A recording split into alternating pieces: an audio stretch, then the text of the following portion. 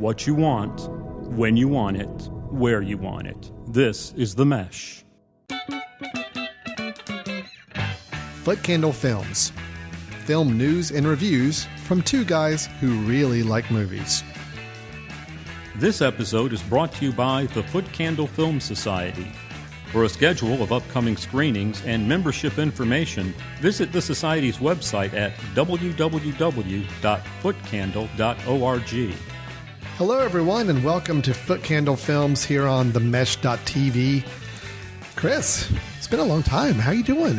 You know, It's good to see you. I'm doing fine. It's good to be seen. Yeah. I feel like it wasn't 2016 when we were last here, but it almost feels Seemed that like way. it. It's been a while. It We has did been. have a little bit of a gap.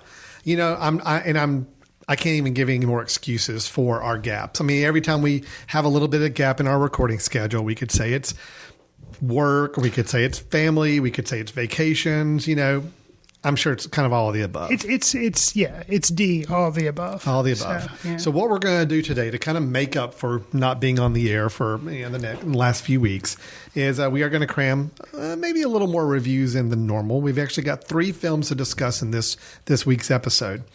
We are going to be discussing 3 films that, interestingly enough, Chris, I noticed this, 3 single director/writer individuals. So all 3 of the films we're going to talk about written and directed by the same Look at you individual. doing your homework. And they're all 3, I guess, in a different way, kind of fairly well-established director-writers at this point as well. So first, we're going to be discussing the film Guardians of the Galaxy Volume 2 by writer-director Mr. James Gunn. That's going to be a one-sided review, as you, Chris, have not seen this film yet. So I'm going to speak somewhat cryptically about parts of the film, but I think I can give you a fair assessment of where the film falls. Okay.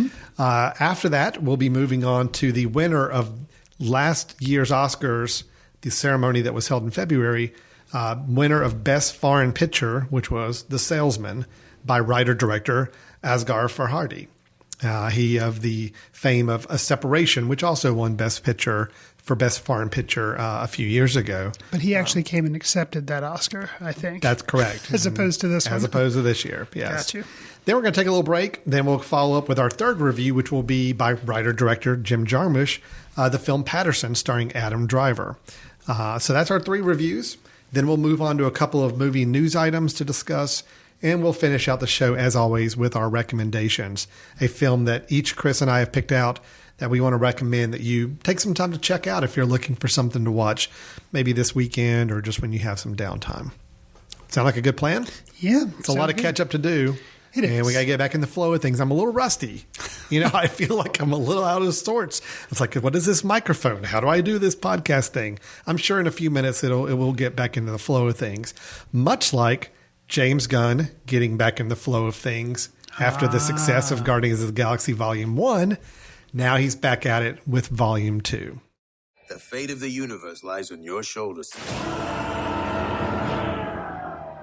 Now, whatever you do, don't push this button. Does anybody have any tape out there? I want to put some tape over the death button. Nobody has any tape. Not a single person has tape. You have an atomic bomb in your bag. If anybody's going to have tape, it's you. I have to do everything. You are wasting a lot of time. That's a really bad sign. Guardians of the Galaxy Volume 2. Here we are in May. Mm-hmm. It is already the summer blockbuster season. This is kind of the ones that's kind of hitting the ground and saying, okay, we're starting the summer blockbuster season right now. I think this one technically officially kicks it off. Yes. This one, it's made some good money. I haven't had a chance to see it yet. Correct. What I'm wondering from you, Alan, is you having seen it, and this won't even spoil anything, but I think it's a fair question. With sequels, a lot of times what you get is they find something in the first one that worked, and then they amp it up, sometimes to the annoyance of the viewer, and that's what the sequel is. Mm-hmm. And often then everyone says, therefore, sequel not as good as the original. Mm-hmm. Taking that and narrowing that focus down a little bit, my first question for you is, Groot, good in the first one. Mm-hmm. I didn't know anything about this franchise before it started. Like, I hadn't read the comic books. Thought Groot was funny. Liked it. You liked adult Groot. Yes. Okay. I am concerned, not having seen the movie, but having seen the trailers. How could you not? Going into this movie, they've taken Groot, which people found adorable in the first movie and funny, and they showed Baby Groot at the end of the He first had a movie. cameo during the credit sequence in the first movie. How did they ruin Groot in this movie? So you want me to focus just the whole review Yes, on Groot? this is what you want me to do? Groot-centric. Okay. Let's just focus on Groot. But I want your review to be something more than just saying Groot I am over Groot. and over and over I am again. Groot. It's Yeah. I am Groot. I is am what Groot. you have to Sorry, say. yes. Yeah. All right. So let me go on this idea of sequel. I will get to Groot in a moment. Okay. Let me go on this whole idea of sequels, and I'm gonna not go quite as limited as you did with Groot. Sure. I'm gonna broaden it out a little bit to talk about these Marvel movies and their sequels. Okay. Okay. Because they've had quite a few now. Yes. Iron Man has had 2 sequels. Captain America has had 2 sequels. Who else? Thor's getting ready to Thor have has had a sequel and is going to be having another sequel this summer. Yeah. That's right. And now Guardians of the Galaxy has its sequel. I will say, blanket, before I talk about this film, I generally think that the Marvel movies, when they do sequels, it's diminishing returns.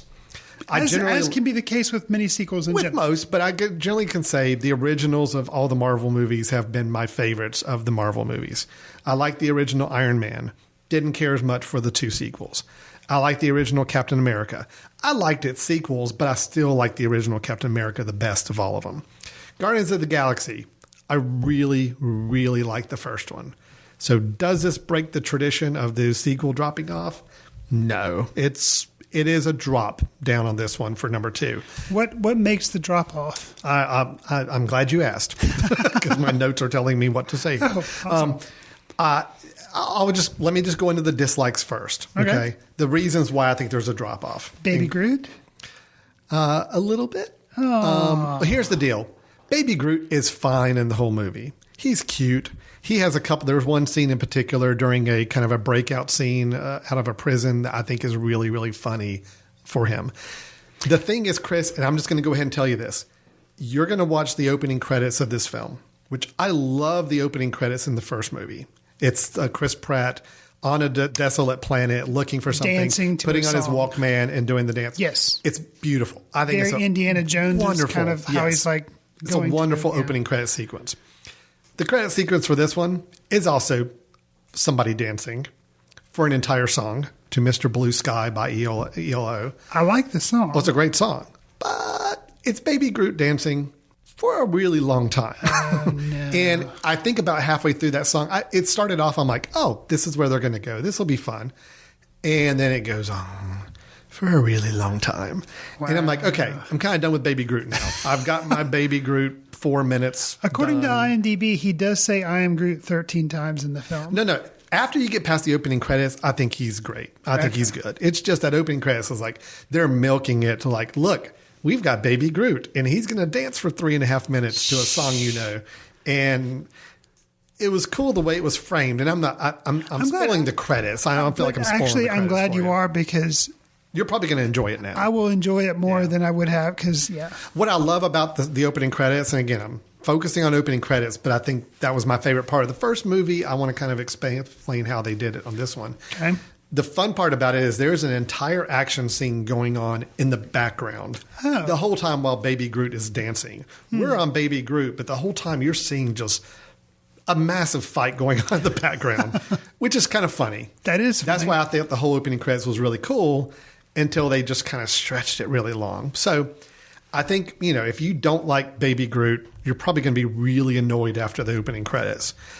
That being said, the reason I think this movie drops for me is we're missing what I thought was fun about the first movie, and that the first movie we're getting to know these characters and we're learning how they're coming together, which I thought was really fun in the first movie. Second movie, they're together. They know each other. They banter. It's funny. Great dialogue. Great comedic timing between the characters. But it's feeling a little routine at this point in the second movie. Okay. But really, the main reason I say the second movie dropped for me, it has to do with the last 20 minutes of the film. This movie, unfortunately, falls into the same trap that many big action superhero movies does, where that last 20 minutes is kind of a big, incoherent mess. It's just over-the-top action, over-the-top CGI.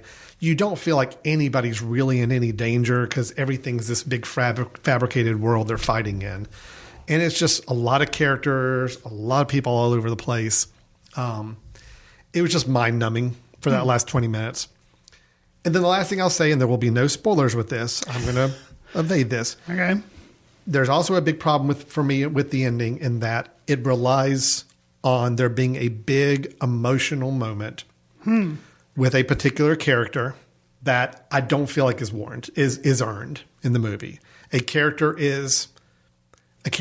disappears. I'll just leave it at that. And it's a very emotional scene for all the characters in the movie. Although at no point during the movie did we ever get the impression that these people would be this emotional about this character. But it kind of felt like it was meant to, we got to have a big emotional finale and this is the way we're going to do it. And we're going to play a really kind of obscure Cat Stevens song in the background. And it's going to be very emotional. I felt like it was just really pushing too hard to make it emotional for us. Now, that's I the don't want to reasons. ruin anything, even though I haven't seen the movie. Yeah. But I think I'm picking up what you're putting down. And yeah, I don't think I'm going to like this movie very much. Now, that being said, okay, I've already said those are the two big dislikes. Okay. One is I just think that, and they both have to do with the ending. I mean, truly. Okay. I thought this movie was awesome until the last 20, 30 minutes. Because you forgave the opening. I forgave the opening pretty quick. Okay. I was really loving the movie. And the last 20, 30 minutes, I still like this movie. I'm going to go on record. I thought this was a fun movie. It was a great 2 hours in a movie theater. Compared to a lot of other stuff I've seen, that big action CGI movies, this is worlds better than most movies. Okay. But it is a drop from the first movie. So I'm just kind of using it as a comparison point. The things I liked about it is it's just fun. It's just a fun movie. And the characters still work. The characters are still very engaging. You know their personalities by now. So now it's just watching them play off each other and interact with each other. And it's great. I think the thing this movie really got right, and I'd be curious to hear your thoughts on it. I think they finally figured out how to make some interesting villains. And I'm not going to say anything about who the villain is in this movie. Groot. Baby Groot becomes Baby the Groot villain. is the big villain. I'll just say that they introduced some interesting characters. One specifically, Kurt Russell, plays Ego. And his plot line having to do with whether or not he is Peter Quill's father. And that's the big plot line. It starts very early on in the film. Right. It is a big discussion in the whole film, whether or not he's Peter Quill's father, Star Lord's father, and then really what he wants from the Guardians of the Galaxy is a kind of a mystery. Some could say it's a little predictable, but I still think it was handled pretty well. And I think Kurt Russell was just really good. He's an interesting character. His background, his reason for being in the story is interesting. It's a little different slant on things. Now you're saving the movie a little bit for me, even though I haven't seen it. So I think Kurt Russell's Ego character was a very interesting premise. And I'll leave it at that. And then I still think Rocket Raccoon, Drax, I think are awesome characters, and they're really, really well realized as characters in the film. So I had a really good time with the movie. My kids had a really good time with the movie. But I can walk away from the theater saying it wasn't as good as the first one. But compared to even all the other Marvel movies, this is going to be in the top portion of my favorite Marvel movies. Well, and my fear going into a sequel is, in the setup, is that they draw anything that was slightly popular about the first one. They just hit the same notes over and over again. But it sounds like, other than the opening, maybe playing a little too heavily off Baby Groot in the opening, but after that, they're kind of done with it. And then the rest of the movie is kind of, is kind of good. There's a couple moments where they're obviously hitting the beats they know that the audience wants to see. But I think the whole Kurt Russell storyline was really interesting. Now, there are other subplots that they bring in that I think are kind of just watering down the film and maybe not as interesting. There's a whole subplot with Gamora, played by Saldana. Yeah, Zoe Saldana, and her sister that I didn't think was really critical to the film at all. Probably would have been a lot leaner to not have it there. There's another subplot with, is it Yondu, the blue guy with the mohawk thing? The whistling dude. That and his whole group of the group he's a part of, we find out that he actually has a boss that he reports to, and that boss is played by somebody that a very big name actor that I won't reveal. And that was also a little muddied, and I didn't really understand where they were going. So there was a lot of these subplots that just didn't work. And I remember, and to harken back to our first review of the first film, we both liked it. Yeah. But you having been familiar with the source material a little bit. I wasn't really, though. No, you weren't. Not really. But I remember I kind of bordered on, I liked it, but I was kind of thinking, felt like it was a little too confusing for me. Yeah. Which, I know you were like, oh, but it didn't, you didn't feel that way. And the way you're describing this one, it sounds like I'm going to run into the same problem, because it sounds like it's getting muddied again. Because I loved the characters in the first movie. This movie is muddy. It's muddy. Huh. And there's, like I said, there's the two subplots that are alongside the main plot that I think did not need to be there at all. I think they could have made a perfectly great film with just this main storyline, the Kurt Russell storyline. Right. I thought the Kurt Russell storyline was fascinating and an interesting character study in family dynamics and all too. But it did get muddied with other stuff going on. And then, of course, the ending. Yeah, you're probably going to come out of the ending just frustrated. That's my guess. Because I kind of did. And I feel like I'm a little more tolerant of maybe just big bombastic spectacle for spectacle's sake. But it was slightly disappointing, but I'm not going to tell anybody that they shouldn't go see it, because I'm actually kind of want to go see it again just because it's fun. Okay, well, that's a good review. It's just a fun movie, and especially when we get into our next review, it's just nice to have a fun movie to see every once in a while. That doesn't make you feel really crappy as you leave the theater. So, This movie is a fun movie, and I do recommend it. I just say go in with some diminished expectations compared to the first film. And I do feel like it missed a few points where it really could have been a solid, good film. Okay. So that's Guardians of the Galaxy. I was on record saying to a friend of mine that I thought the first Guardians of the Galaxy was probably the closest film, personally to me, that I had just an enjoyment of a sci-fi film since the original Star Wars movie. Interesting. In that the characters just seemed to enjoy being around each other.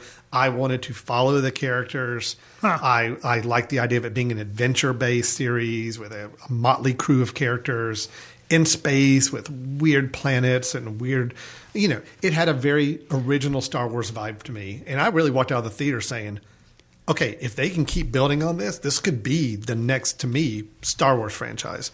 This movie tells me, number 2 shows me, it's not quite destined for that type of stature in film history. But it's still a very fun film that I enjoyed quite a bit. Okay. Mm-hmm.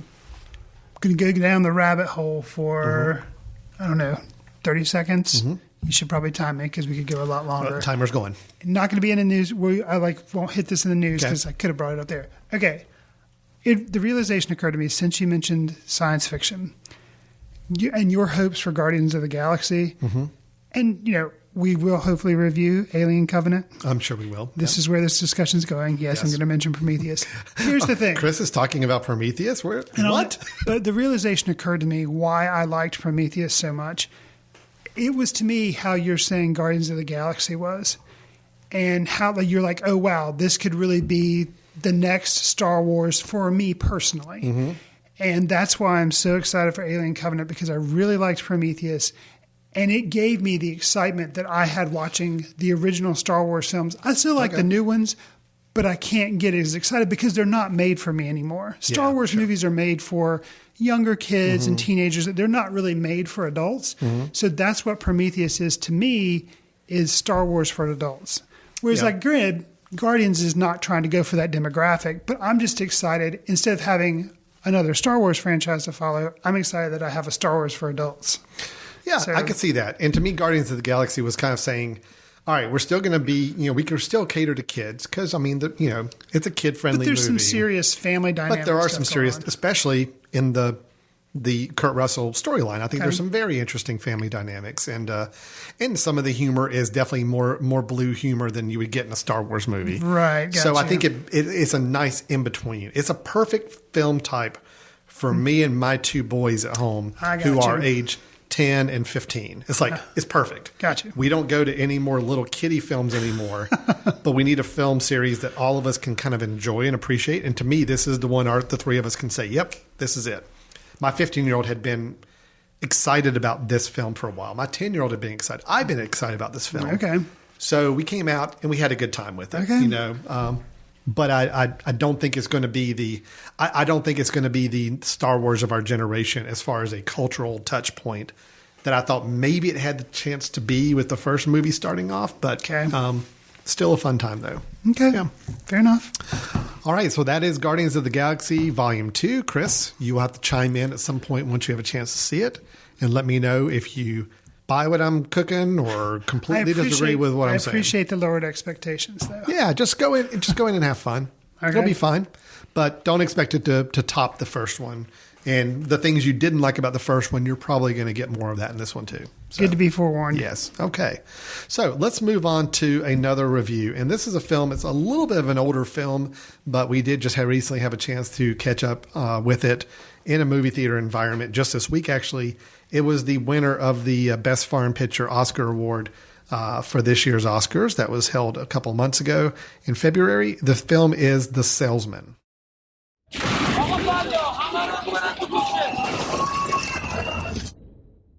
زنده این که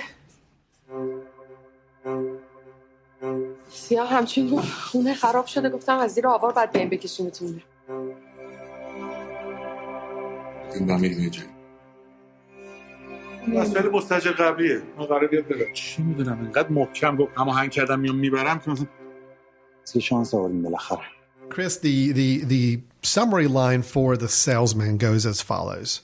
While both participating in a production of Death of a Salesman, the play, a teacher's wife is assaulted in her new home, which leaves him determined to find the perpetrator over his wife's traumatized objections. Which, reading that, that sums up the plot of the film. This film won Best Foreign Picture at this year's Oscars. And the thing I noticed the most that I want to kind of ask you is, I called this last night during our discussion a very slow burn, slow build film. It is 2 hours long. I dare say that the actual plot, if you want to call it a plot, really doesn't kick in until almost halfway through the film. So there's a lot of build up. There's a lot of setting the table. There's a lot of building the environment to build where we're going. So my question to you is, at the end of the film, as you walk away from it, was this style of filmmaking, this building up, this slow I'm stumbling my words here. The slow buildup of this film. Sure. Was it worth the ultimate resolution of the film? And then, even bigger than that, do you feel this film even justified its own existence? And that's a bigger question, but if you really boiled it down, the film is about a fairly small, compared to other Hollywood standards, a small incident, a small story that is building itself up because of the characters' reactions and everything else. So I kind of asked the same question about the film. Is the film a bigger film over a smaller issue? And did the film at the end of the day kind of justify its own reason for being there, you know? Because I could see some people walking out of this film saying, I don't really understand the overall intent of what this film's here for, why it's here, why was it made? Well, so that's my question to you: is was the buildup worth it by the resolution, and did the film kind of justify its own reason for being here? I'm going to have my cake and eat it too. Okay, but by eating it, you've already had your cakes, right? So I don't understand that whole expression. Well, but maybe they say you're having your cake means somebody's giving it to you. Giving it to me. You just haven't eaten it. Yeah, I guess. Being given a cake is a good thing, but eating it is the next good thing. Okay. Anyway, sorry. So here's the thing. Mm-hmm. I'm really torn on this film, and I'm still processing it. But the fact we did just see it last night. We did, but at least we didn't come in last night and review it. If we had, I'd be in a bad place. I am glad this film does exist. I think the end of the film and how it all ties together does justify it existing. I'm glad it exists. Having said that, for my particular sensibilities, I don't always, I hope we'd have to go back and have our intern listen to our other podcasts, whether or not I do rail against films that are too long, but it's not that I mind a slow burn. I think that still can pay off. Right. For me personally, in this film, it was like 2 hours and 4 minutes.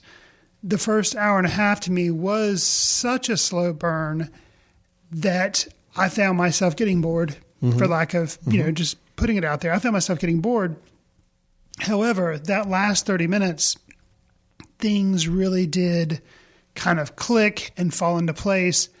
And I found myself kind of sitting up and waking up and paying attention. I actually noticed the whole audience that way. Okay. I mean, there was a lot of restlessness the first hour, but I noticed in that last 20, 30 minutes, everybody seemed to be sitting up a little bit more and leaning into the film a little bit more. So, yeah. So, and it doesn't help. When you have a slow burn film, that's one thing. For me, not being a native Arabic speaker, a slow burn film that is also subtitled makes it difficult too, because you're spending so much time reading and trying to understand what these people are saying to each other.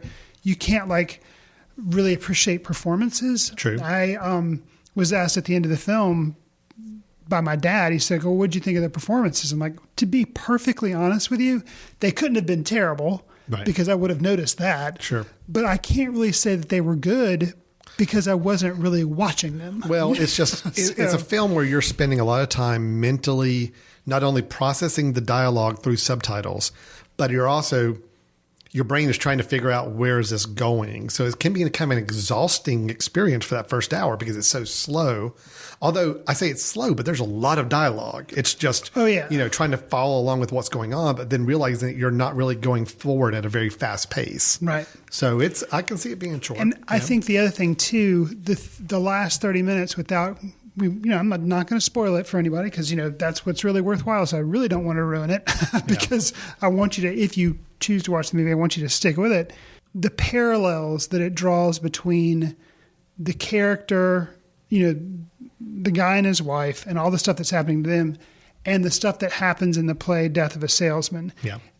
They're, pure parallels. There's some that are more slight, but very interesting, and just all the different through lines you can choose to see and what those may mean. What is the director trying to say? What do you think he's trying to say?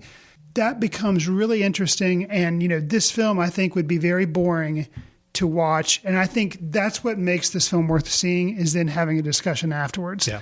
Because if I just had watched this movie on my own and then I'd finished, I think I would have been like, okay, I just don't get it. I see it. I can tell it's well made, but overall, I just don't get it. And initially, as the credits were rolling last night, I felt that way. You felt like you didn't We get have it. seen, and we've discussed on the show, 3 Academy Award nominated for foreign film. We saw The Salesman, we saw A Man Called Uwe, and we saw Tony Erdmann. And, each of those films has their merits in their own right, but Salesman won. Mm-hmm.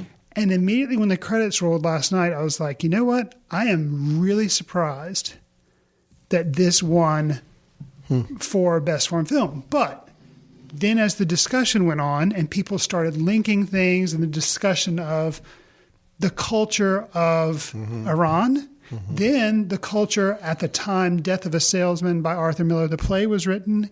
Why choose that play to have performed? Like all these choices that were made, it began to reveal a lot more depth and made me appreciate things that I didn't appreciate, on first viewing. Yeah. So to answer your question, I'm glad it was made. I do think it justifies its own existence. But it is very difficult for me to sit through. And although I would like to think that I would gain more on a second viewing, I'm not sure I would.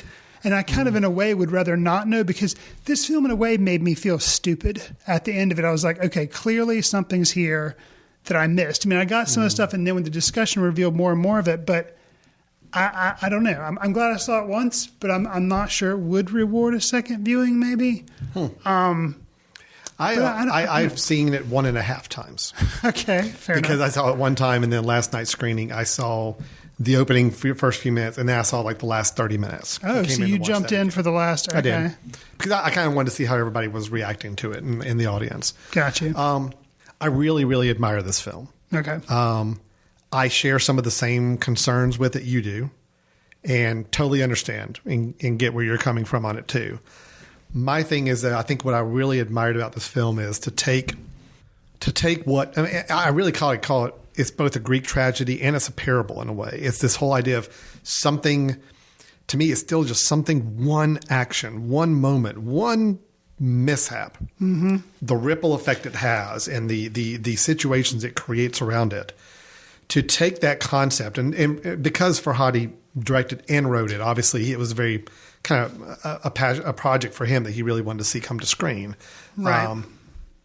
Seeing how that built over time, I don't want to say I felt satisfied at the end because it's not a satisfying ending. It's not meant to be a satisfying ending, but I felt justified in saying, okay, this is why I watched this for 2 hours, and I get it. And the connection to it, Death of a Salesman, the play that they're putting on within the film, it all started to click for me, and I got it, and it was interesting, and it was not an enjoyable film. It's not like Guardians of the Galaxy where I was just fine to sit there and have fun for 2 hours. This was a chore. It was tough to sit through. It was tough to follow. It was tough to know what was going on all the time. But when you get to the end, it's like everything you were trying to figure out early on starts to slowly come into place. Right. It doesn't hit you all like a ton of bricks. It takes a night or so to kind of start realizing what that story was doing and what it was telling us. So I thought the acting was really good, but I agree with you. It's hard to gauge it because of all the following along with the dialogue. But the times I could, especially in the last 30 minutes last night, I did pay more attention to the actors on screen, and they're really good. So I'll just go ahead and say acting's great. So if I was able to focus on their faces and stuff, I'd be amazed. Yes, that's why I did a lot of the last 30 minutes. I knew what the dialogue was. I'd already seen it just the night before. I'm like, I really want to see what they're putting on their faces. I want to see this.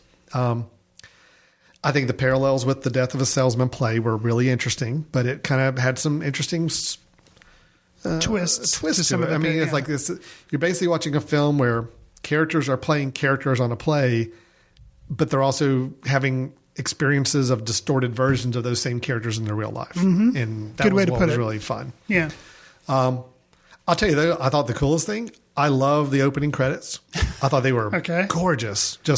It was like setting up lights on a stage, and just lights coming up. You see a beautiful frame of something within the theater and the stage, and then it dims back out again but they're doing it as they're setting up lights for the shot. And there's a callback to that in the almost next to the last shot of the film, when the main character goes to turn lights off inside his apartment, and you get that same effect of here's the same bed that we saw in the opening for the Death of a Salesman stage being lit up, and now there's a light on that bed and the light dims out in a very unnatural way. It would not when him just flipping off the light.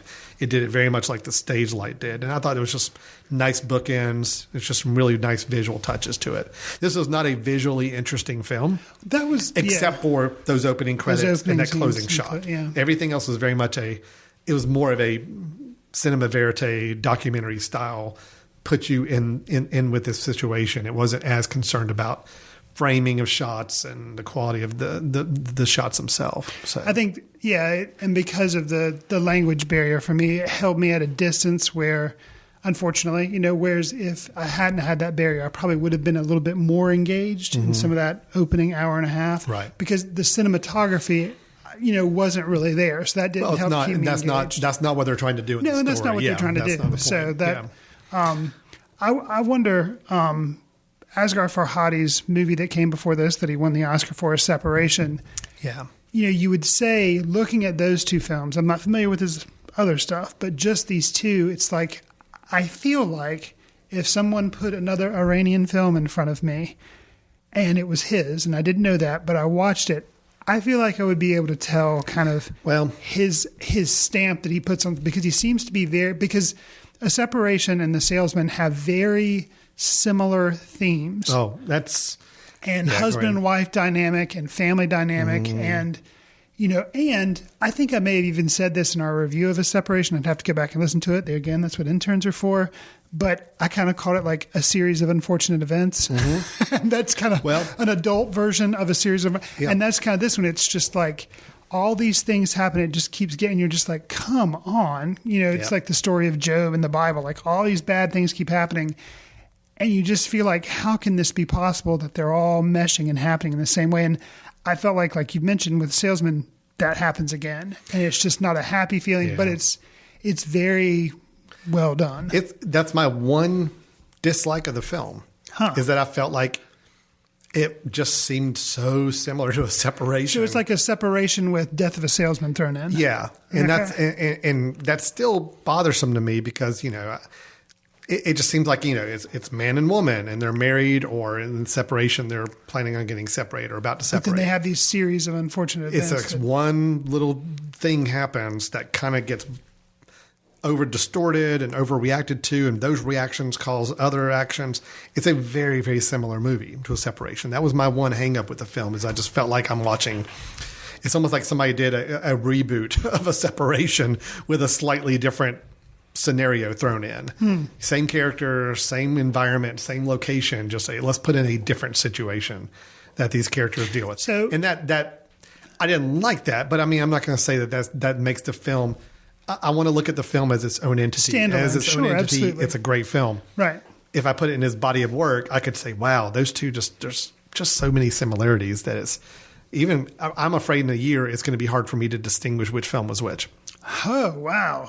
I mean, in a way, I could see that. It's like, I remember it was a film about a man and a wife, and they had this one really bad thing happen that everybody reacted to. Which film was that? And that's, but again, if I look at it as a body of work, that's a concern. But I want to focus on it as its own standalone entity, and as its own, I think it's a really, really great film. Well, I share similar concerns, but it makes me even more interested for his next film, because I liked Separation, thought it was good, but tough to watch because it's very serious, very, kind of depressing. Same thing goes for The Salesman, but I feel like Farhadi amped his game up a little bit with The Salesman, because he kind of added that let's make loose connections to a play within a play or a film within a film. He kind of amped up his game a little bit. Yeah. So with the next film, I'm wondering, can we see a continued growth of kind of an interesting, right. Maybe more creative use of storytelling, Right. But then, coming back on that and having both sides of both sides of the issue, sitting on the fence, I will say he reminds me of like an Iranian Lars von Trier, because he doesn't seem to have sympathy for his characters because they're just, all these bad things keep happening. It just seems kind of very cold and rigid and no hope. Yeah. And that's how Separation and Salesman happened. And Lars von Trier with his films, it has these people in these situations. You're just like, oh my goodness, and can seem very, although I think his films are very interesting and have all these, but I am still, and just like I'm curious for the next Lars von Trier joint, I'm curious to see what Farhadi does next. I am too. I will say I've really liked both of the films of his I've seen. I never saw the film The Past that he wrote. I don't think he directed it. Okay. No, he directed. Nope. Wait a minute. Hold on, director.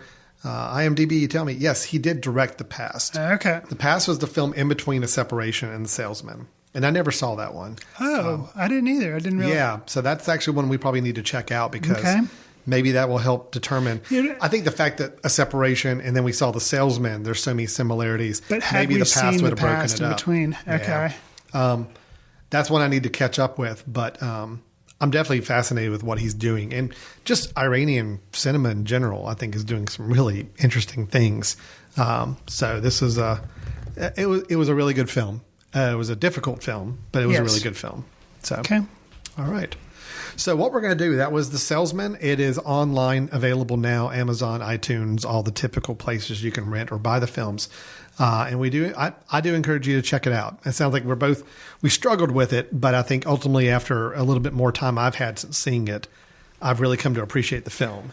And Chris, I'll check with you in 24 hours and see if maybe you're feeling the same way. No, I like it. I think it's, just be aware of what you're getting into, which, It's a tough film. Yeah. It's tough. All right, we're going to take a quick break. And when we come back, we're going to do our third review, which is the Jim Jarmusch film Paterson. And then we'll go to a couple movie news items and then our recommendations. So you're listening to Footcandle Films here on themesh.tv, and we'll be right back. We'll get back to your show in a moment.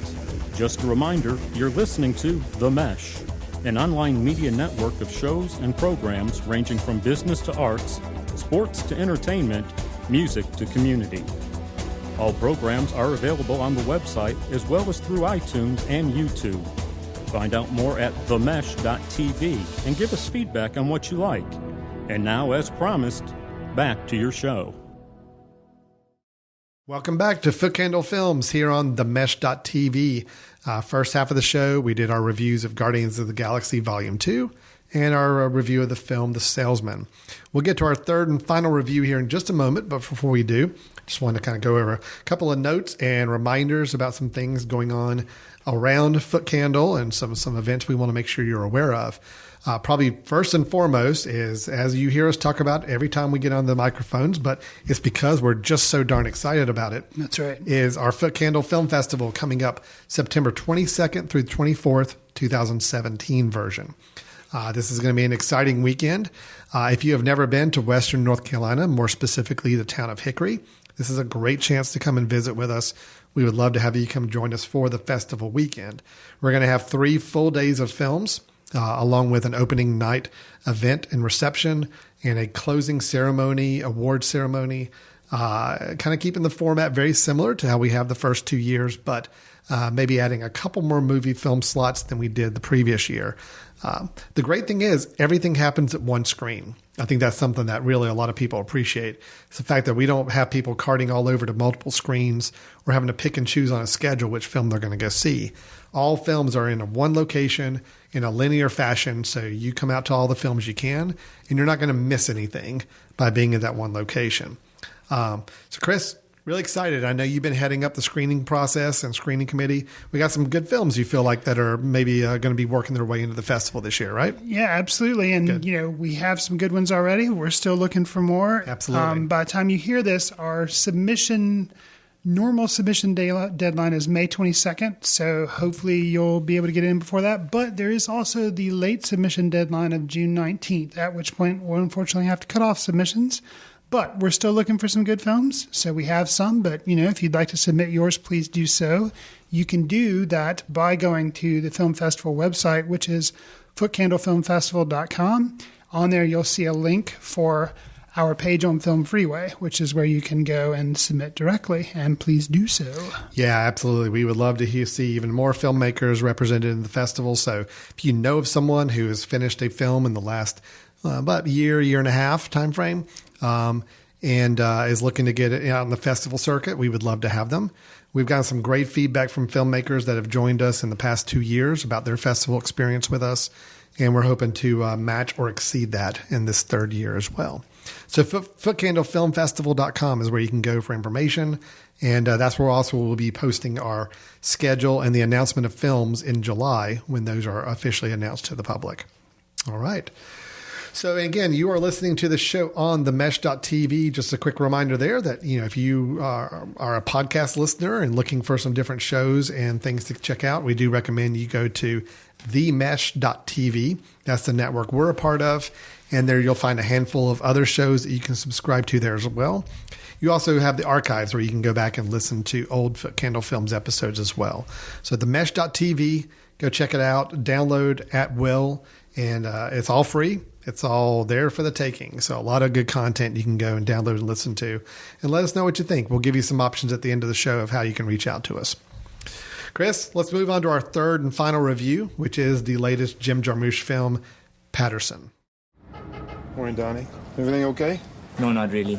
My kid needs braces on her teeth. My car needs a transmission job. My wife wants me to take her to Florida, but I'm behind on the mortgage payments. My uncle called from India and he needs money for my niece's wedding, and I got this strange rash on my back. How about you? I'm okay. Ready to roll, Paterson? Yeah. When you're a child, you learn there are 3 dimensions: height, width, and depth. Like a shoebox. Then later you hear there's a fourth dimension, time. Alan, you and I just talked about what you described as, and I would agree, a slow burn film. Yes. Kind of methodical, plotting. So, with Paterson, I'll give the very brief general plot description. Okay. Thank you, IMDb. A quiet observation of the triumphs and defeats of daily life, along with the poetry evident in its smallest details. Okay. So, sounds like a slow burn film. Yep. Kind of is a slow burn film. Even that description, I would call a slow burn description. And this is slotted on IMDb as a comedy, drama, romance. You totally just read my notes because I was going to make the comment about how iTunes had this listed by default as a comedy. Ah, yeah. So, and I'm not, okay, go ahead. So, yeah, I mean, interesting to list it as such.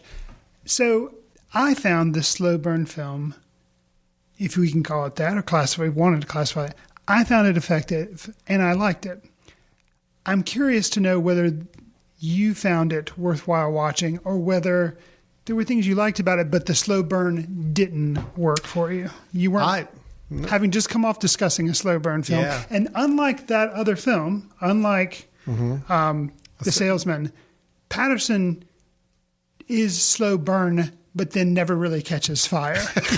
There is no fire. There is no fire. It's but I love this movie. And I think, I mean, it's, all right, first off, it's not a movie. All right, let's just go ahead and get that out there. Wow. It's not a movie. I mean, because I think when you hear movie, you think beginning, middle, end. There's progression, there's development, there's characters, there's plot. This is not a movie. It's an emotion for like an hour and a half. It's like sitting on your back porch with a cup of coffee and just thinking about life. I mean, that's kind of what this film was for me. Wow. Simple, peaceful, quaint. It is something that when I got done watching the film, I actually found myself kind of for a little while looking around the world a little bit more and observing a lot more things. Changed the way you thought about things. Okay. I can't really wrap my head around exactly what this film's about, but I don't think it's meant to be about anything. It's like, Adam Driver stars as, his name is Paterson. Absolutely. Yeah, which is the name of the city that he works in. He drives a bus. He's a bus driver. And he is a very content guy. He has a schedule. He gets up same time in the morning. He goes the same route, walks to work. He drives the bus. He gets off the bus when he's done. He goes and stops and has a drink. He comes home, or he goes, gets his dog, walks his dog, has a drink while he's walking the dog. I mean, it's very scheduled, and it's just, that's the life he likes. And there's something really nice about that. I mean, it's just, you're watching it and it's like, some people may look at it as very repetitive. I just said, this is nice. This is kind of interesting to watch for an hour and a half or however long the film was. I think, I agree. Okay. And it's interesting how you're framing it because I agree, but yet in a way, I guess I don't agree about how, like you're saying, it's just kind of an emotion and it doesn't really, because it's the way the film is structured is it takes place over the course of a week. Yes. You have day one, day two, day three. And in a way, you could say the way the days start and the ways the days end is kind of like Groundhog Day because there's a waking up, there's a looking at a watch, there are these activities, and they're like very close to being the same every single day. Mm-hmm. But I think the thing that makes it different is because he is an artist. Yeah. And if it were just following a person doing those day routines, there's a certain, for lack of, not trying to be cheesy, but there's a certain poetry to that, but I'm not sure it would be interesting. Right. What makes this interesting is the fact the guy is a poet, he's an artist, and the mundane routine that he goes through, but he's able to see the uniqueness in it. Mm-hmm. And as viewers, you kind of along with him for the journey. And I think Jim Jarmusch, I've liked different ones of his films, but I think this may be my favorite one of his. Well, it's definitely my favorite. Okay. I mean, I liked Broken Flowers, the Bill Murray film. Yeah. That was probably my favorite before this film. And we reviewed Only Lovers Left Alive, or did we not? I think you did. Okay, I never caught up with it. Okay. I just really like this film. And I think it's just because it was a great change of pace. It was just something different. I gave up after the first 20 minutes trying to do what you typically do in a movie. I think where you're trying to figure out where things are going and all that. I just kind of gave up. I'm like, I'm just gonna watch. I'm just here for listening and watching and observing, kind of like he is. Now it does by like day 4 or 5. It tries to weave. I mean, I don't say it tries. It does. It weaves in a little semblance of a plot, a little bit. It has to do with his diary of poetry and then there's also a character at a bar that kind of a situation happens. It's some things that shakes up his routine a little bit. Right. And, you are curious to understand how that's going to affect him. But at the end of the day, it's still rinse and repeat. I mean, it's still, Well, and which is fine. There's that's, a chance, that's what he wanted. without ruining anything, there is a chance that something does get shaken up. Possibly. Towards the end of the film. Yeah. And it seems like it could really alter some activities that Paterson chooses to do. Sure. But he has an interaction with a fellow visitor in a park. And the way that is handled and the way that ends, I thought was awesome. Yeah, no, I it was liked it really too. amazing. I will say for Jarmusch, if anything, usually his films, I don't feel like are very predictable. And maybe because it is, they kind of try not to be too in your face. They're very kind of real life and experiential, and they kind of put you in a mood, and it's more about setting a mood than it is about plot. But with this one, I kind of felt like I knew where the animosity between the dog and Paterson was going. Yeah. But I was kind of surprised that Jarmusch led us on that journey a little bit. But that's like my, very small. I don't even know if it's a nitpick, but just kind of personal surprise that Jarmusch led us down that path. But I really liked this movie. I liked, too, what it said about relationships between Paterson and his wife. Wife or girlfriend? I don't even know. Well, I'm not sure either, but we got to talk about her to some degree because and the artistic pursuits that they were both on. Well, I mean, she was on like how many during the course of the film? I guess you could say a different one almost every day. Well, if iTunes had this listed as a comedy, it's solely just based on her performance. The scenes between Paterson and his wife or girlfriend and the dog. I mean, those scenes, they were humorous, but it wasn't like it's not knee slapping funny. It's just watching two very different type of people, but just have figured out how to just make it work between them. And they just, they love each other. Yeah. It's just, but they're also very, very different people. And just seeing that, to me, we haven't talked about really Adam Driver as an actor in this film. I thought he was great. And I thought he was really good. His reactions to his wife, he is such the good, dutiful husband. But man, you could just tell sometimes he's just like, what is going on? Well, and that's the his thing. wife is very creative and very expressive, and also seems to be very off on different paths all the time. Like one day it's music, and then it's her artwork, and then she's going to be making food for a farmer's market. It's just all over. So, but I will say that you're right. It's like the perfect doting husband, but you can tell he gets really annoyed, but yet somehow manages to do it. Likewise, she is all artistic and everything, but she is very concerned with his poetry and kind of is like, hey, and so you can see the love that they have for each other and how they definitely support each other very, very. No, it was a wonderful relationship to watch. Oh yeah. It's fun relationship to watch at times, but it's a great relationship. And then I think she was great too, the actress. And I'm apologize. Her name is difficult. Is Gulshifta Farahani. That's fair. Never had seen her in anything before. She was really, really good as well.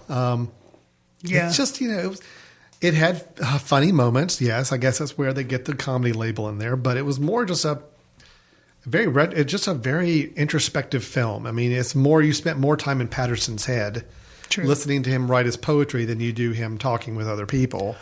And it was nice. I mean, it was simple. He's writing poetry and you hear him writing verses and you see the verses appear on the screen. And I thought even the way they did that. Oh, it was very really nice. It's well just done. I'm not going to say it's a great exploration into a creative mind, but it was just done so nice and simply, and just it was a pleasant joy to watch this film. I would agree, and I thought a lot of the visuals helped keep it interesting, even though you saw a lot of the same things repeated. The way in which they were shot or the way they would change subtly was really well done. You've mentioned the interaction, the comedy being provided between, the girlfriend or wife, Adam Driver, and the dog, which is true. There was a lot of that there. Also between Patterson and his fellow bus driver at check-in every morning. That was great too. And it's interesting, his fellow driver just unloads on Patterson every morning. Patterson just doing the thing that we all do. Oh, hey, how's it going? And man, does that guy tell you how it's going. Tells him everything going wrong in his life. Right. In one constant spiel. Right. But it just doesn't seem to faze Patterson. No. He's just like, Because, and that's what's great is you can see it because he is a poet. He is a writer. And he just kind of sits there and soaks all that in. And I think he genuinely is interested in this guy.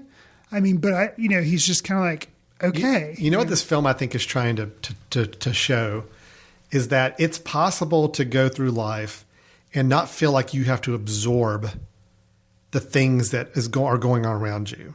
So many times in society. But just be aware of them. You be aware of them. Be aware of them. And you're watching and you're learning and you're observing, but you're not absorbing. Right. Because, we're in a society where, somebody's really negative all the time. And sometimes that can infect the people around you or they start to feel really negative or start to get upset because this person's being negative.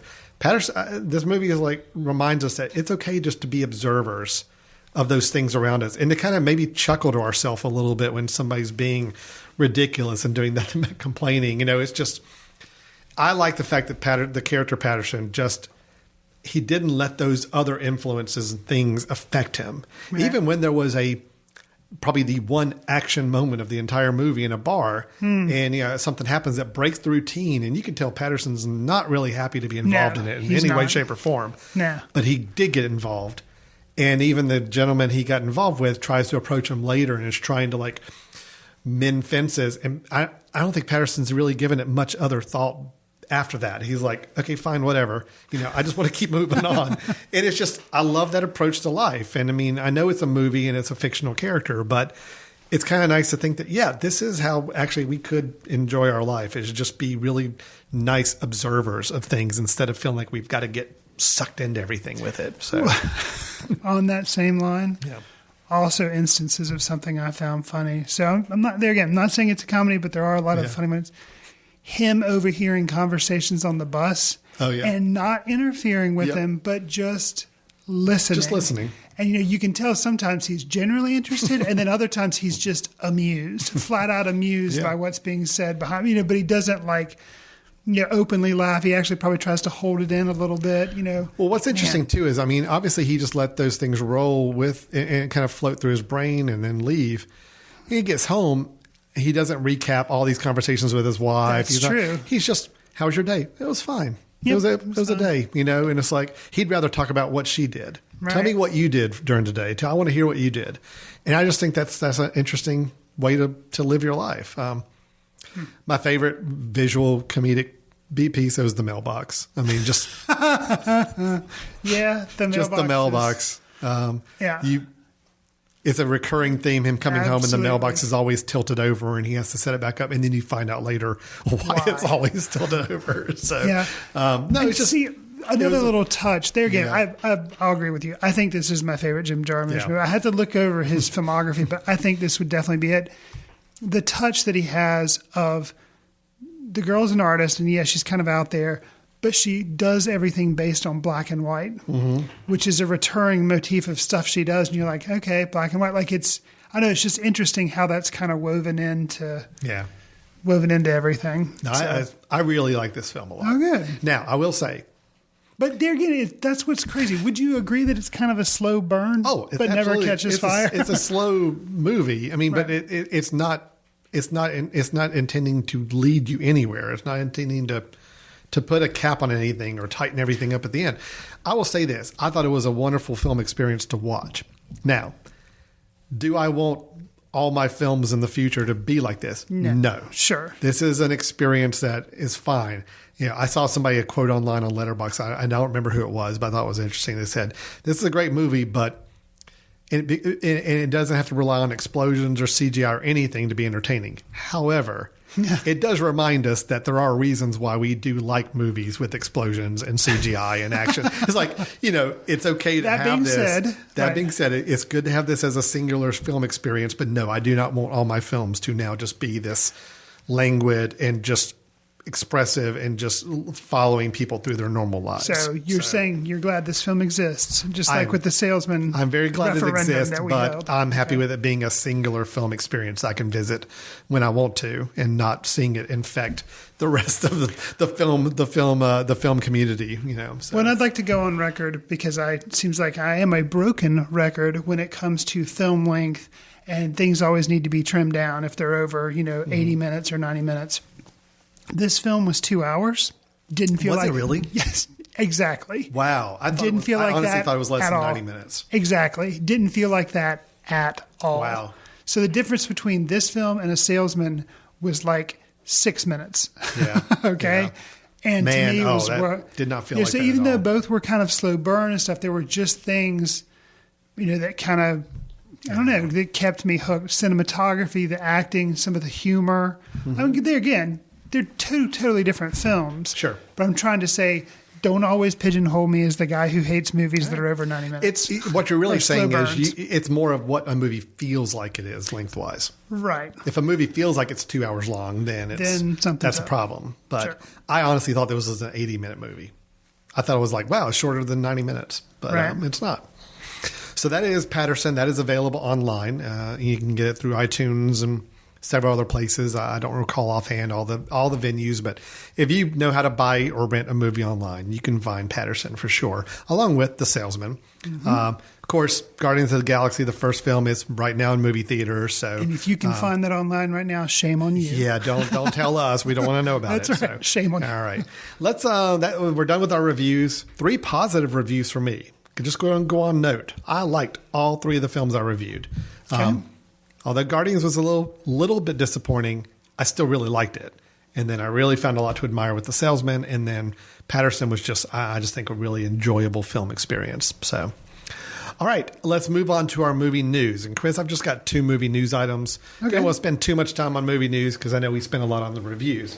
But I can talk about 30 minutes about Alien Covenant if you want me to. Even though I think we need a special episode. Where all I think when Alien Covenant comes out, Chris, I think we need to plan on recording a dedicated podcast episode just to let Chris talk about this movie. Non-stop. Get it out of my system. Okay. No, I'm very excited about Alien Covenant as well. I'm very excited. I'm not the biggest Alien fan like you are, but I certainly respect the series. I revisited the original just a couple weeks ago. Oh, really? I had not seen it since I was, probably high school. How'd it hold up? Good.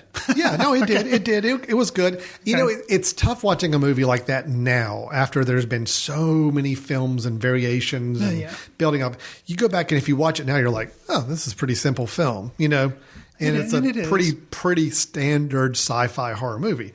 But you got to remember when it was first released, it was very unique and all that. So I tried to remind myself to watch it in those viewpoints, and it has nice surprises. I think it's some really great moments in it. So I enjoyed it, watching it again.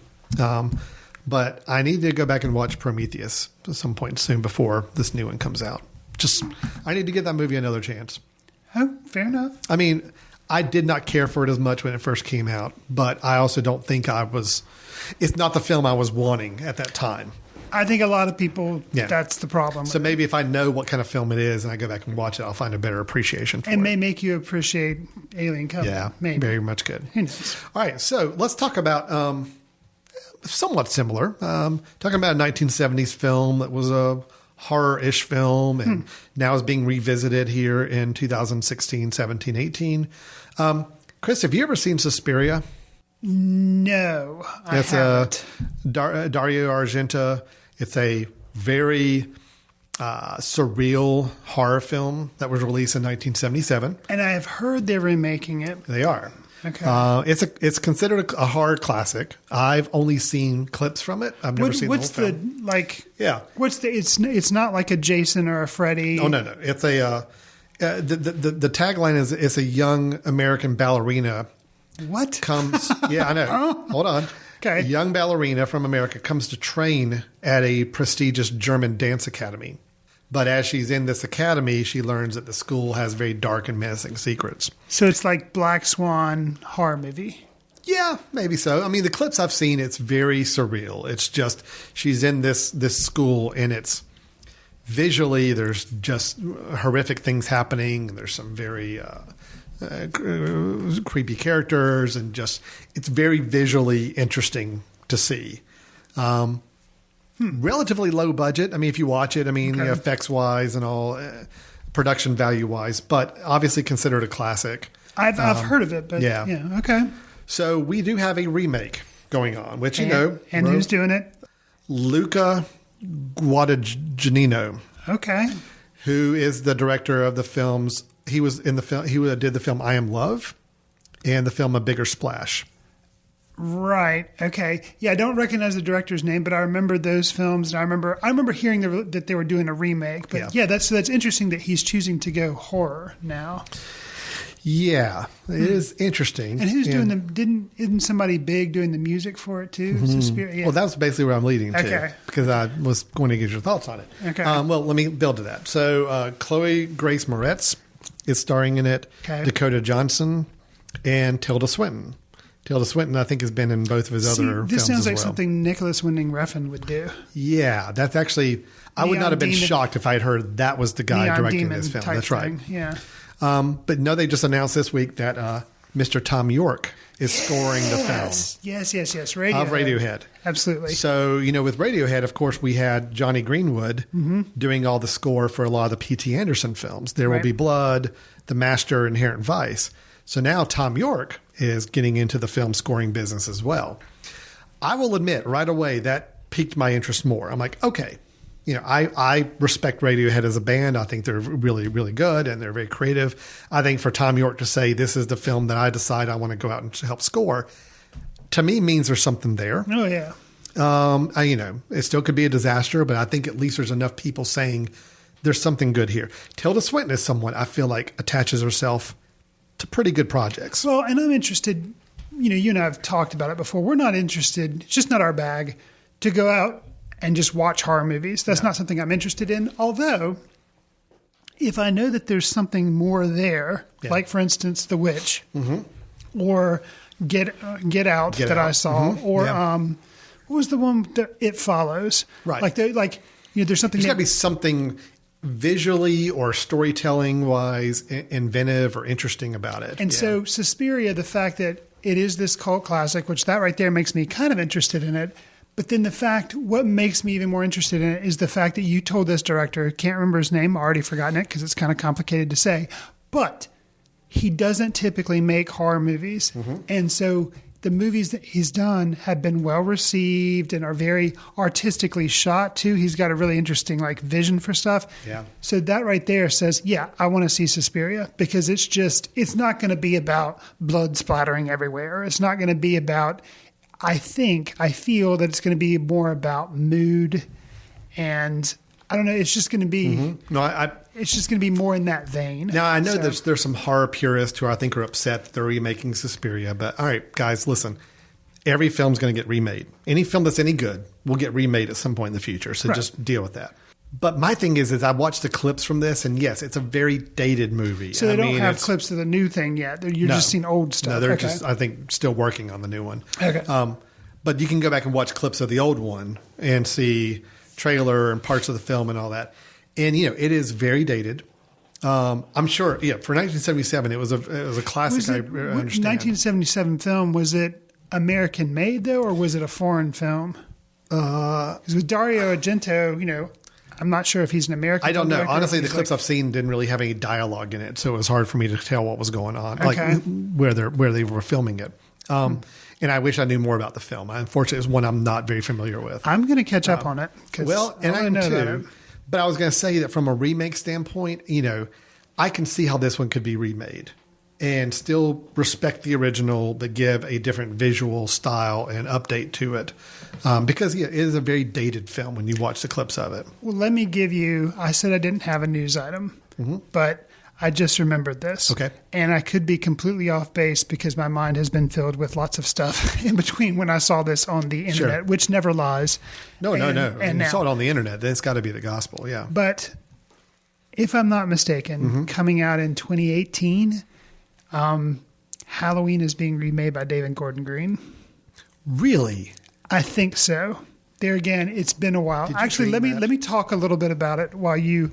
But yeah, so the reason this even came about was I finally caught up with his most recent movie, Manglehorn. Yeah. I finally caught up with that. Al Pacino. You can read my review on Letterboxd. I wasn't over the moon about it, but in doing, I was like, what is David Gordon Green like? What's he up to next? What is he going to do next? And I swear, I think I saw something where he and another guy were in production on Halloween. So I've now stalled a little bit, Alan. Do you have anything on this? I do. Okay. So, yes, David Gordon Green, writer, director, and actor, producer Danny McBride. Yeah, Danny McBride. That's the other thing, which they are School of the Arts buddies. They went to North Carolina School of the Arts, supposedly. Or they have, I know David Gordon Green did. I think Danny McBride has ties there. I don't know if he went there or not. But anyways, they did Eastbound and Down together. Yeah. But remaking Halloween, like, that's well, they're saying, Danny McBride's quote is saying, Green and I are definitely going to do a straight up horror. Okay. It's not a remake. Okay. It's going to continue the story of Michael Myers in a really grounded way. And for our mythology, we're focusing mainly on the first two movies and what that set up and then where the story can go from there. I think this is interesting. See, John Carpenter, who did the original. People. I've heard people both talk about how much they love his original music because he does his own music for his movies. I personally can't stand it. I think it's ridiculous. But you know what music he also did, which I just recently saw the movie and thought it was garbage. Big Trouble in Little China. Yeah, I saw your review of that. The music, the end title music that he did for that is amazingly bad. Man, you and I will need to talk about Big Trouble in Little China because I have some issues with your review. When was the last time you saw it? Well, as well as a teenager. Okay. So, yeah. But anyway, the comment I think is interesting is it says that Carpenter will executive produce the film. Is he doing the music? It says, and might even do the music. Yes! So, the film's supposed to come out October 19th, 2018. Okay. So there we go. Very interesting. Wow, you just threw me a curveball. I had no idea. Yeah, and there again,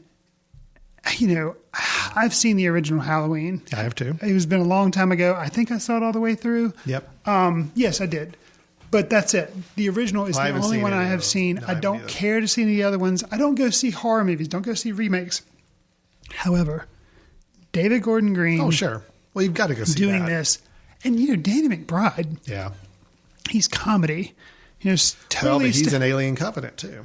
That's right. So he's branching out a little bit. So is Mr. Franco. So I got to talk about Alien Covenant more. No, but yeah, I just think that's an interesting combo to try to do. Honestly, I'm more interested in the news you just sprung up on me than the news I brought up originally about Suspiria. So very, very interested. Well, I'm really interested in Suspiria. That's going to be homework. Yeah. I'll try to track that down. All right, we're going to see if we can both watch and make it through Suspiria. Not for the faint of heart, from what I could tell from the clips I watched. Really? Oh, yeah. So just, Okay. Interesting. We'll see. That'll be. We'll have to see next time we record if we've got around to finding a copy of Suspiria to watch. Okay, last thing. This was really quick. I just think it's hilarious. Okay. You remember the movie Edge of Tomorrow, starring Mr. Tom Cruise? You mean and Live, Emily Die, Blunt. and Repeat? Live, Die, Repeat. Oh, thank you. You set up my story for me. Okay. So here's the funny thing about names of movies. So when this movie was first being pitched, it's based off of a manga story called All You Need Is Kill. That's the translated name of it. I could see how they couldn't use that as a movie title. I thought it was a cool name, but I understand they're like, well, people aren't going to understand it. I mean, it was rated R anyway, probably, maybe. But. So they changed the title of the film to Edge of Tomorrow. Came out with Tom Cruise, Emily Blunt. Which is a terrible name. It's a horrible name. Sounds like a James Bond movie. And I think I said that before. But the thing is, it was a surprisingly good movie. Yeah, it wasn't bad. I liked it actually quite a bit. It was original. I thought it was kind of a unique take on a Tom Cruise character. He played kind of a little bit against type, being actually kind of a wimp, kind of being a scaredy cat. He still got to run, though. Oh, he ran a lot. Emily Blunt was good. I like the whole premise of it. Yeah. It didn't set the box office on fire. Okay. So when they went to the DVD release, they didn't officially change the name of the movie. But on the DVD box, they basically slapped up there the big 3 words, live, die, repeat. You barely even saw the words Edge of Tomorrow anywhere on the packaging or anything else. Interesting. So they were trying a little tactic to see, I wonder if maybe just having a maybe cooler name might help sell the movie more. So how did it pan out? I don't know. But here's where we are now. Doug Liman, who was the director of the first version of this movie, is making a sequel. And he's quoted as saying, I quote, I will not sign on to do it unless you guarantee you will not change the title. Just wait till you hear the title. Oh. He says it's going to be called. Is it like 100 words long? And he's like, change it, and I walk off. He says, quote, we have an amazing story. It's incredible, way better than the first one, and I obviously love the first film. It will be called, quote, Live, Die, Repeat, and Repeat. No way. That's what he says. Live, die, repeat, and repeat. And repeat. Because the first repeat doesn't quite tell you what to do enough, so you got to remind them to repeat again. So I would think it'd be called like repeat infinitum or something, like repeat infinity. Live, die, repeat, and repeat is supposedly the name of this next sequel to this movie. Really? Really. Wow. He says Tom Cruise is coming back. Emily Blunt's coming back. Of course, back. Tom Cruise. Are you going to give him a paycheck? He's coming back. And it's like it's just going to be, he said, it's not a matter of if, it's when we do it. Live, die, repeat, and repeat. Wow. Huh. So anyway, I just thought that was fun. There again, prove me wrong. And I like to be proven wrong because I like watching movies. I like good movies. I don't think the sequel could possibly be good, but prove me wrong. Well, according to Mr. Doug Liman, he says, we have an amazing story, way better than the first one. Which I like Doug Liman. He did The Limey, and he's done some other ones that I like. Doug Liman did, didn't he do Swingers? Like, wasn't he the director of Swingers? He may have. I think he was. I think I like him as a director, and, I like sci-fi. I know he did Mr. and Mrs. Smith. Okay, never saw that one. Which, it was okay. Was it? It was actually a fun, for it being a Brad Pitt, Angelina Jolie shoot 'em up movie, it was a fun movie. Doug Liman, he's done quite a bit. He did Swingers.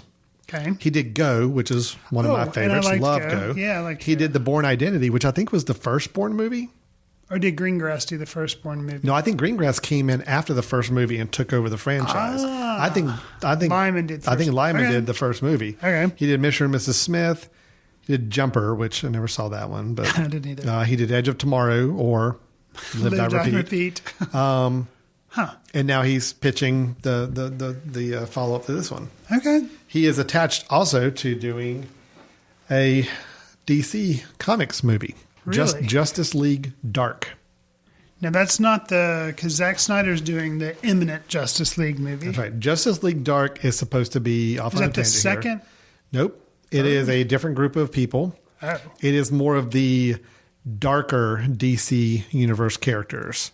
Supposed to be like Constantine, the John Constantine character, is supposed to be like Dead Man is another character. So they're trying to do Suicide Squad again. They're doing Except but with good heroes, guys, but it's like creepy, dark, anti-hero type of people. But Doug Liman is attached to direct that as well. So, Okay. The whole DC Comics universe. Don't even get me started. Oh my gosh, there's so many other news items I could throw out about where the whole DC comic universe, movie universe is going. The Flash has lost a second director. Nobody wants to direct The Flash. It's gotten pushed back like another couple years. Some reviews are coming in for Wonder Woman that aren't sounding so hot, but I really hope it's good because I think Wonder Woman deserves a good movie. Is Aquaman also coming out this summer? Aquaman's coming out. I'll mention it in my recommendation because it ties in with that a little bit. So yeah, just still not feeling good about where they're in. But anyway, that's our news items. That's the two I had, which sounds like led into a few other side news items that we had to share as well. So, Chris, we are approaching the end of the show. We need to give our recommendations. Yes. And, for those of you just joining us for the first time, Chris and I comb through our movie library and watch something recently or catch up with something or just remember a film that we've seen recently that we want to bring up. Something that you can find online. I mean, obviously, if we were able to find it online, you can find it online. Right. We're not going to throw anything too obscure your way, but something we at least give a passable recommendation to that we think is worth checking out, or some of you may be interested in. So, Chris, would you like to share with us your pick of the month or of the episode? Yeah, so mine is yet another film that has gone, I think, pretty much straight to Netflix, but this was a good film, unlike some of the Adam Sandler stuff that's filtered over there. But Netflix got this documentary pretty much right out of Sundance this year, so it's listed as being a 2017 movie. Mm-hmm. It's a documentary called Casting JonBenet. With that being the title, you can kind of guess. I'll go ahead and read the description. Mm-hmm. 20 years after the modern world's most notorious child murder, the legacy of the crime and its impact are explored. So director Kitty Green does this by having interviews with people that were in the town that this happened in, but also choosing some of those people to reenact scenes of said crime. So they are talking as people that were in the town, but then they are then cast, hence casting JonBenet, and they are then like wearing, costumes and dressing up like these people, reenacting scenes. And it is really surreal. And it kind of reminded me of when we saw like Man on Wire, and that was a movie that used reenactments in a very clever way, kind of like how Errol Morris did with Thin Blue Line, but reenactments used in this way for a true crime type thing, documentary. But then the fact that the actors were actually in the town and they could speak about, in some instances, knowing the family. Right. Wow. Yeah, just very unsettling, and it's not an easy watch because some of it obviously is very disturbing. And the end shot has to be one of the most, it is not graphic, it is not gory, but it is unsettling in a David Lynch way. Right. Just very strange, but it is definitely Casting interesting. JonBenet. Casting JonBenet. I recommend it. But, it is, and it doesn't show anything graphic or anything, so it's not disturbing in that way. But if you like documentaries and you want something a little different, I would, highly recommend Casting JonBenet. It has been added to my Netflix queue right now. So Okay. click, and it's done. So, no, I saw that promoted on Netflix and thought it was looked really interesting. So I'm glad you had a chance to catch up with it. My recommendation is something a bit out of the norm for me. Okay. And it does go back a little bit to some of the conversations we were having earlier, talking about you and I both not being big horror fans. Just not. It's not a genre I seek out. So this ties into Aquaman too? Mm-hmm. It does. I'm curious. So you have my attention. Okay.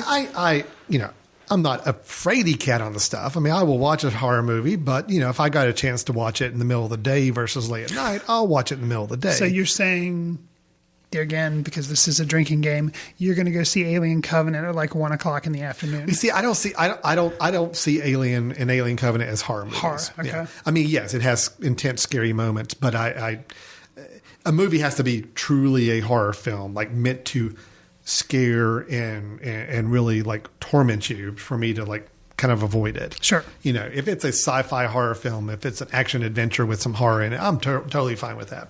Okay. So my wife, though, wanted us to watch The Conjuring.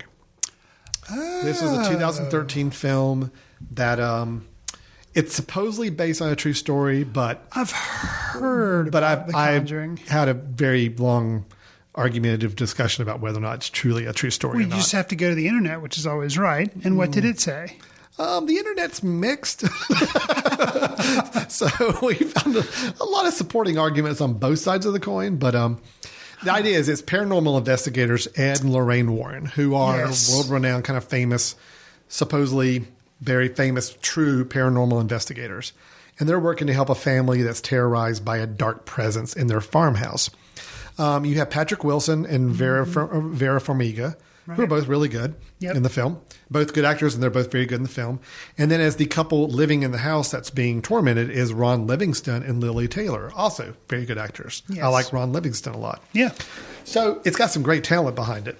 And they've made sequels, right? they did make one sequel. One sequel. And then a kind of a spin-off, which Okay. I've not seen any of those. Okay. The Annabelle doll is the spin-off because the Annabelle doll is in this movie, but not a major part of it. It's just supposedly the Warrens took care of the Annabelle case earlier on in their professional career, so the Annabelle doll is there and it's in their collection and it's something they reference as a case, but the doll isn't really a part of Did they go in to horror. try to debunk stuff? No, they go in to try to help fix situations. Help fix. So they believe it's real and they're just trying to help Yes, fix they're it, trying not to debunk it all. help the family get through. Now, supposedly they make a good point early in the film to say that a lot of the places they go into, they tell them right away, there's nothing here. You're just imagining things or you're just hearing random noises.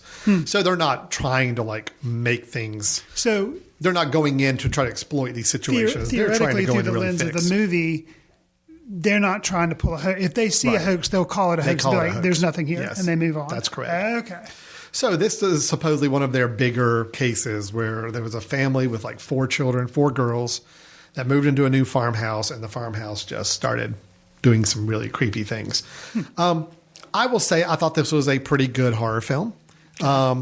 It didn't rely on a lot of special effects and CGI or any of that stuff. I mean, the scares were more atmospheric and true, more physical, things happening. Jump scares. There are some jump scares, but it's not exploitive. I didn't feel like they were doing okay. it just to throw them in there. It was more the sense of dread and just what's happening, and you hear noises in the background and you don't know what's going on. So I think it was a well-crafted horror film if you want to see a good horror film. Did you watch this in the daytime? Oh, yes, I did. I did watch it in the daytime. Okay. Fair enough. And, it's good actors, good acting. The director's James Wan, which I don't know anything about this guy, but supposedly he had done some other horror films before, like Insidious, which I never saw. I've heard of it. Yep, I think he did that one. He did The Conjuring. I think he did the sequel for The Conjuring. But he also has jumped into non-horror films recently. He did one of the later Fast and the Furious movies, number 7, I believe. And the connection is he's the director of Aquaman coming out for DC Comics. Okay. So I'm kind of curious to see. I mean, I have not seen any of his other films, but this was a fairly well-directed film and I think worked to do what it was meant to do. So I was going to say, if you are somebody who is like me and not a big fan of horror films, but you are pushed to watch a horror film or you feel like you need to check one out because they have come out with a lot of horror films in the last 10 years. It's a popular. And they've been pretty popular Yeah, now. yeah. If you feel like you need to dip your toe in the water, I think The Conjuring is a pretty good one. And it works. It's a good horror movie. It's not overly disturbing. It's not something that's going to just freak you out watching it. I mean, it's got some nice, good, creepy scares. I'm to curious. What's it rated? Is it an R or is it PG-13? It is R. It is R. Yeah, Okay. there are a couple of moments that are a little more intense and, Okay. and one or two kind of gruesome moments. But Okay. overall, I mean, if you got to watch a horror movie that was made in the last 10 years, this one's pretty good. Well, often what I try to do, which I think in the past I've recommended one on the show, is usually around Halloween. That's how I kind of branch out. I'm like, okay, I'm going to watch a horror movie. I don't normally Yeah. do it. Like I recommended Oculus in the past or Carrie. So it sounds like I'm either going to watch Suspiria or I'm going to watch The Conjuring come Halloween. So I'm going to go on a limb and say The Conjuring is probably going to be less disturbing and less tormenting to watch. Okay. If you want a good traditional horror film, yes, The Conjuring is a very traditional horror film. Creepy house, strange things are happening. We call in some people to help us with it. Strange things keep happening around the house. People see things. Suspiria seems to be really a mind trip horror film. So you got a couple different angles to approach with that one. Awesome. So that is our show then. So 3 reviews, a couple of news items, and then our 2 recommendations here at the end of the show. Just as a reminder, we are on themesh.tv. You can go back and listen to old episodes on that website. Just go to themesh.tv, search for Footcandle Films, and you'll find a lot of our episodes. And you can check out other shows on the network while you're there as well. Remember, these are podcasts. What that means is, yes, they may sound just like regular audio files and programs or radio programs. The difference is, though, you can subscribe to these shows. So think about it like a DVR for internet radio. Find a show you like, subscribe to it through iTunes or Stitcher or any of these other podcast applications you can use. Then every time we push out a new episode, it is automatically delivered to you, ready to listen to on your phone, your tablet, your computer, whatever you may choose. Even your Apple TV. I've started listening to a lot of podcasts in the background on my Apple TV while I'm in my den, which is kind of nice. So hearing that, you're saying, yes, Alan, I know this. Well, if you know this, reach out to other people that you know and get them to listen to our show. Because podcasts, believe it or not, you may think, yeah, it's been around forever. Most people know about it. Believe it or not, a lot of people don't. Yeah. And we would appreciate your support in trying to help grow our listenership. You can do that by telling other people what Alan just was mentioning. Also, go on to iTunes where you can see our bank of shows and give us a rating, write us a review. That helps us reach more listeners, which we always appreciate. And I will mention also that with regards to the podcasting world and side of things too, is just keep in mind that, yes, it is something helpful to go let people know about it and share what podcasts are and how you can listen to them and all. There are a wealth of great podcasts all over the internet. And it's just, it is a medium that we do think people ought to kind of tap into a little bit more. And it's free. It's a free service. That's the thing about it. So we're putting stuff out for free. Yeah. And we'd love to hear some feedback. I want to send out a special thanks. We need to do this more, quite honestly. This show would not be possible, and we wouldn't have quite the support behind us if it wasn't for the Footcandle Film Society, our membership and all. Really, that's the reason we kind of branched off to do this podcast, is because we got into a film society that we created. We've got over 600 members, and they're great people that come out and enjoy films with us and love talking about the films afterwards. And so thank you to our Film Society for kind of helping support us over the last 9 years of doing the Film Society now. Wow. 2008, was that when we started? Yeah. So it's been great, and I hope many of them are listening here. As always, if you're listening and you're a Film Society member, let us know and give us some feedback. We'd love to hear from you. Anybody who wants to give us feedback, Chris, how can they reach out to us? You can do so easily by just typing us an email at info@themesh.tv, mention Footcandle in the subject line, and then type away recommendations of movies you think we should check out, or things you want us to think about, how we were wrong, about how amazing any of the movies that we've said were not so amazing, or if we had misgivings, tell us why we're just idiots and we should feel differently about it. Yes. Info@themesh.tv, where you can reach out and write us an email. Awesome. All right. So next episode, Chris is going to talk about Alien Covenant for 2.5 hours. Absolutely. That's kind of our plan, even though he hasn't seen the movie yet. He's still going to talk about it for 2.5 hours. Then when the movie actually comes out, we'll have a deluxe special edition episode. Talk 3 hours. 3 hours about the film. Awesome. And then, of course, the post-podcast episode, wrap-up episode. Where I tell everybody who doesn't like it how wrong they are, and it's the most amazing movie to ever be released. I don't know what we're going to be reviewing on the next episode, but hopefully we'll be back on some semblance of a schedule in the next couple weeks to do so. Everybody, thanks for listening. We appreciate it. And if you have any feedback for us, let us know. But until then, take care and thanks a lot. See you in the ticket line.